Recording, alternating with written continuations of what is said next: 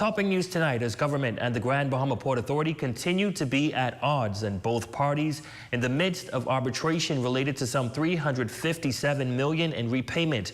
Government has demanded as for services rendered. The GBPA president is now defending the port's work. Cleopatra Murphy has tonight's top story. Not resting on its laurels. That's according to President of the Grand Bahamas Port Authority, Ian Rolle, who insists the GBPA is consistently working to bring new investments to the island.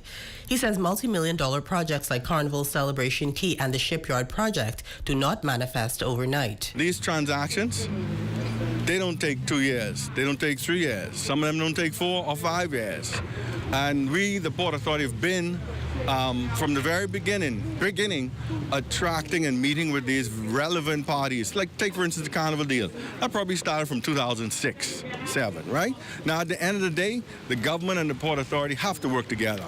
No matter what the deal is, we all, at the end of the day, we must work together because we all play our part. His comments come in the face of criticism from Progressive Liberal Party Chairman and Minister of Foreign Affairs, the Honorable Fred Mitchell, who last week blasted the Port Authority again for not doing its job, with government having to take up the slack.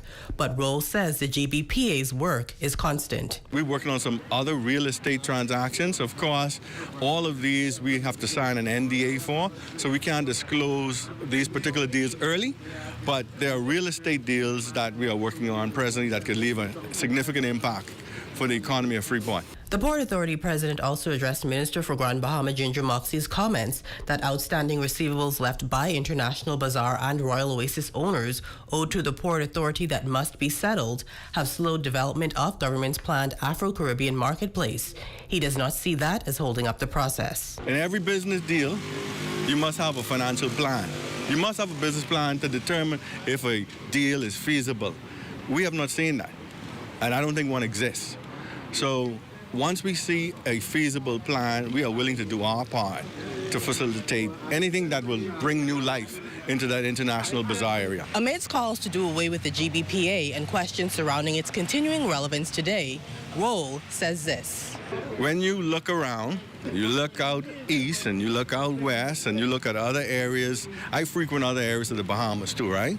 And you see the state of their infrastructure, for instance, and you see the state of, you compare the governance between the different areas.